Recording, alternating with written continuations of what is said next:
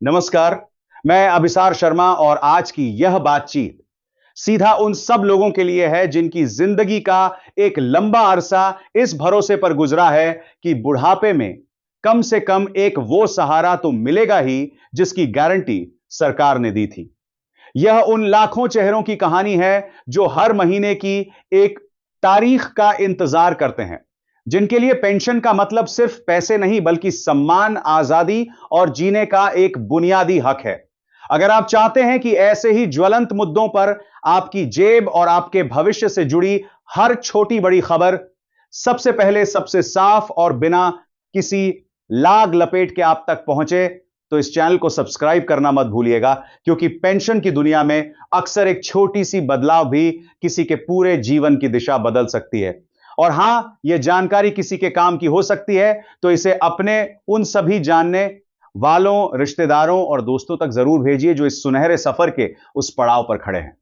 पिछले कुछ महीनों का हाल चीते हैं तो एक तस्वीर बड़ी साफ उभर कर सामने आई है।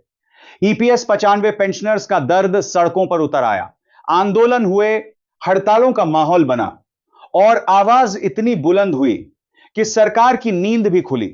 सिस्टम को एक बार फिर से उस सबसे दर्दनाक सच्चाई का सामना करना पड़ा जिसे वह सालों से नजरअंदाज करता आ रहा था।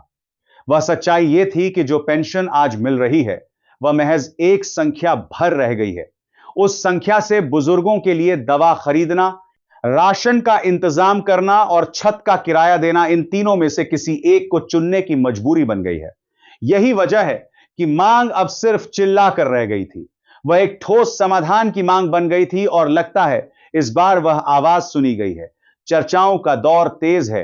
खबरें हैं कि ईपीएस 95 पेंशनर्स के लिए अब कुछ ऐतिहासिक फैसले लिए जा सकते हैं। बात हो रही है उन नियमों को आसान बनाना है कि जो आज तक एक उलझन की तरह थे, उन गणनाओं को न्याय संगत बनाने की जिनमें अक्सर पेंशनर के हक की रकम कम हो जाती थी, उन गणनाओं को थीका संबद्ध प्रदार कराने की, परिवारों की सुरक्षा को पुख्ता करने की जो पेंशनर के बाद बिखर जाते हैं, और सबसे अहम उस भुगतान की प्रक्रिया को दुरुस्त करने की जो बुजुर्गों के लिए अक्सर किसी सजा से कम नहीं होती। मकसद सिर्फ एक है, पेंशन को व्यवहारिक बनाना, उसे जमीन पर उतारना, उसे हर उस बुजुर्ग की जरूरत से जोड़ना जिसने उम्र भर मेहनत की है।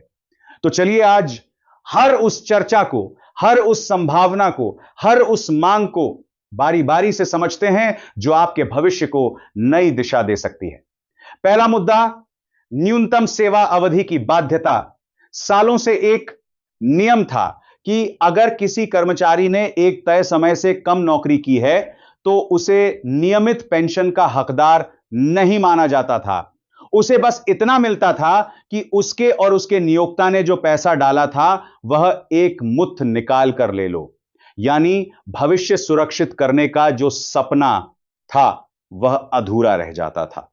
अब इस बंधन को तोड़ने की बात हो रही है।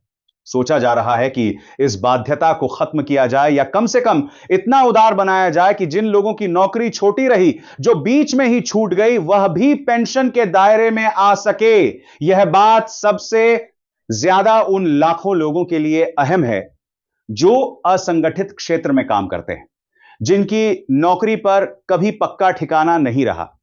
कॉन्ट्रैक्ट पर काम करने वाले मजदूर, छोटी मोटी दुकानों में काम करने वाले लोग, वो महिलाएं जिनकी नौकरी शादी के बाद या बच्चों की देखभाल के चलते बीच में छूट गई, उन सबके लिए यह एक नई उम्मीद की किरण बन सकता है। क्योंकि पेंशन का सिस्टम सिर्फ उन्हीं के लिए नहीं है जो 30 साल एक ही जगह बैठे रहे, बल्कि उनके लिए भी है जिन्होंने जीवन भर टुकड़ों में, छोटे छोटे हिस्सों में योगदान दिया। दूसरा अहम मुद्दा है पेंशन की गणना का तरीका। जितनी शिकायतें इस मुद्दे पर हैं उतनी शायद ही किसी और पर हो। अक्सर यह होता है कि पेंशन की गणना में आखिरी के कुछ सालों के वेतन को आधार बनाया जाता है, लेकिन समस्या यह है कि उस वेतन में कई घटक शामिल नहीं होते जो असल कमाई का हिस्सा होते हैं। नतीजा यह होता है कि पेंशन की रकम बहुत कम बनकर आती है। अब यह मांच जोर पकड़ रही है कि गणना का यह तरीका बदले, इसे ज्यादा पारदर्शी बनाया जाए, इसमें महंगाई के प्रभाव को शामिल किया जाए ताकि जो पेंशन मिले वह असल जिंदगी के बढ़ते खर्चों से लड़ने में सक्षम हो। तीसरी और सबसे संवेदनशील बात है परिवार की सुरक्षा। बहुत से परिवारों के लिए पेंशनर का जाना सिर्फ एक भावनात्मक आघात नहीं होता, बल्कि एक आर्थिक तूफान भी लाता है। घर में आने वाली नियमित आमदनी का वह जरिया बंद हो जाता है। इसलिए पारिवारिक पेंशन को मजबूत करने की मांग हमेशा से रही है। अब चर्चा है कि परिवार को मूल पेंशन का एक बेहतर हिस्सा मिल सके। साथ ही अगर परिवार में छोटे बच्चे हैं, आश्रित हैं, तो उनके लिए एक अलग से सुरक्षा कवच बनाया जाए। खासकर उन बच्चों की पढ़ाई लिखाई का खर्च जो पेंशनर के जाने के बाद बोझ बन जाता है। यह बदलाव अगर सच में लागू होता है तो अनगिनत परिवारों को टूटने से बचा सकता है। चौथा मुद्दा है वह प्रक्रिया जो अक्सर बुजुर्गों के लिए आफत बन जाती है। कागजों के पहाड़, सरकारी दफ्तरों के चक्कर, लंबी लंबी लाइनें, बार बार सत्यापन के नाम पर परेशानी। यह वह सच्चाई है जिससे हर पेंशनर गुजरता है। अभी सबको डिजिटल और पारदर्शी बनाने पर जोर है। बात हो रही है ऑनलाइन आवेदन की, ऑनलाइन स्टेटस देखने की, शिकायत दर्ज कराने की और भुगतान की निगरानी करने की। मतलब यह कि पेंशनर घर बैठे अपने मोबाइल या कंप्यूटर पर अपनी पूरी जानकारी देख सके और किसी भी दिक्कत में तुरंत मदद पा सके। डिजिटल का मतलब यह ना ही कि बुजुर्गों पर बोझ डाल दिया जाए, बल्कि यह कि उनकी दुनिया आसान हो जाए, उनका समय बचे और उनके साथ कोई अन्याय ना हो। और अब आते हैं पांचवें और सबसे चर्चित मुद्दे पर, न्यूनतम पेंशन की राशि। यह वह मुद्दा है जिस पर सबसे ज्यादा बहस है, सबसे ज्यादा उम्मीदें टिकी है। सड़कों पर नारे लगे, बैनर उठे और एक ही मांग गूंजी, पेंशन बढ़ाओ। अब चर्चा है कि न्यूनतम पेंशन को बढ़ाकर कम से कम 7,000 किया जाए। कहीं 7,500 की बात हो रही है। और सबसे अहम बात, इस पर महंगाई भत्ता भी जोड़ा जाए ताकि यह रकम स्थिर ना रहे बल्कि बढ़ती महंगाई के साथ साथ बढ़ती रहे। जरा सोचिए, अगर ऐसा होता है तो एक बुजुर्ग के जीवन में क्या बदलाव आएगा। उसे हर महीने कम से कम इतनी रकम मिलेगी कि वह अपनी जरूरत की दवा खरीद सके, अपना राशन ला सके और घर का बिल भर सके। यह सिर्फ पैसे नहीं होंगे, यह उसकी आजादी होंगे, उसका आत्मसम्मान होंगे, उसका जीने का हक होंगे।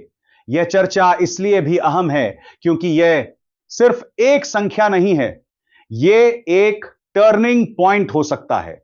कहा जा रहा है कि साल 2026 के अंदर इस दिशा में ठोस कदम उठाए जा सकते हैं।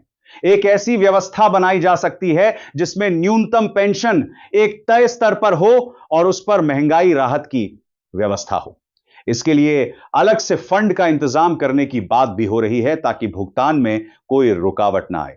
अब बात करते हैं एक और अहम नियम की, जिसे अक्सर 36 महीने का नियम कहा जाता है। यह नियम कहता था कि अगर किसी ने लगातार एक तय अवधि तक सेवा नहीं दी तो वह पेंशन के दायरे से बाहर हो जाता है। यह नियम उन लाखों लोगों के लिए एक दीवार की तरह था जिनकी नौकरी में बीच बीच में अंतराल आ जाता था। अब इस दीवार को गिराने की बात हो रही है, नियमों को सरल बनाने की बात हो रही है, ताकि छोटी अवधि की नौकरी करने वाले, बीच में रोजगार छूटने वाले, वह भी इस सिस्टम से जुड़े रहे और उनका योगदान भविष्य में उनके काम आए। यह बात खासतौर पर उन महिलाओं के लिए बहुत बड़ी राहत ला सकती है जिन्हें शादी, बच्चों की देखभाल या दूसरी पारिवारिक जिम्मेदारियों के चलते नौकरी छोड़नी पड़ती है। यह उनके लिए एक सुरक्षा कवच बन सकता है जो उन्हें इस बात का भरोसा देगा कि उनकी मेहनत बेकार नहीं जाएगी। इन सब बदलावों के व्यावहारिक असर को समझना बहुत जरूरी है। पहला असर, जब न्यूनतम पेंशन बढ़ेगी तो सबसे बुनियादी जरूरतें पूरी होंगी। खाने पीने का खर्च, दवा दारू का खर्च, घर का खर्च। ये वह चीजें हैं जिनके लिए बुजुर्ग को किसी के आगे हाथ नहीं फैलाना पड़ेगा। दूसरा असर, महंगाई भत्ता जुड़ने से पेंशन की असली ताकत बनी रहेगी। समय के साथ जैसे जैसे चीजें महंगी होंगी, पेंशन भी बढ़ेगी। यानी एक गतिशील सुरक्षा जो बुजुर्ग को हर साल महंगाई से लड़ने की ताकत देगी। तीसरा असर, पारिवारिक पेंशन मजबूत होने से पूरे परिवार की सुरक्षा बढ़ेगी। पेंशनर के बाद भी परिवार को यह भरोसा रहेगा कि उनके पास एक सहारा है। चौथा असर, डिजिटल प्रक्रिया से सबसे बड़ा फायदा यह होगा कि बुजुर्गों का समय बचेगा, उनकी ऊर्जा बचेगी और पारदर्शिता बढ़ेगी। कोई उनके हक की रकम में गड़बड़ी नहीं कर सकेगा। पांचवा असर, स्वास्थ्य बीमा या किफायती स्वास्थ्य सुरक्षा जैसी चर्चा भी इसीलिए जरूरी है क्योंकि बुजुर्गों के लिए सबसे बड़ा खर्च अक्सर इलाज का होता है। अगर इस दिशा में कोई व्यवस्था बनती है तो यह उनके लिए सबसे बड़ी राहत होगी। अब बात करते हैं उस मुद्दे की जिस पर सबसे ज्यादा बवाल मचा है, सबसे ज्यादा भावनाएं जुड़ी हैं और सबसे ज्यादा राजनीति हुई है पुरानी पेंशन योजना यानी ओपीएस। लंबे समय से कर्मचारी संगठनों का एक तबका यह मानता रहा है कि ओपीएस ही असली सुरक्षा है।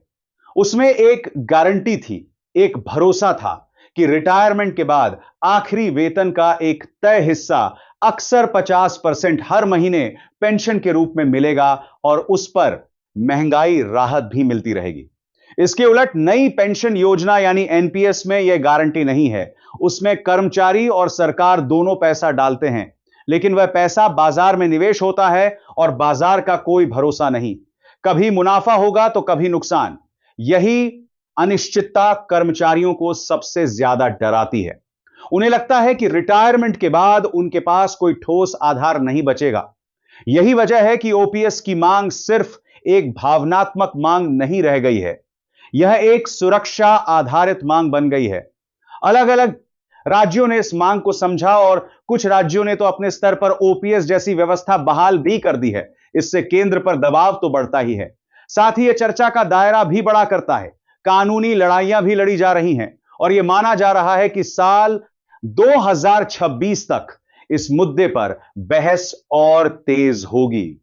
अगर ओपीएस जैसी व्यवस्था कभी बहाल होती है तो उसका सबसे बड़ा फायदा यह होगा कि अनिश्चितता खत्म हो जाएगी।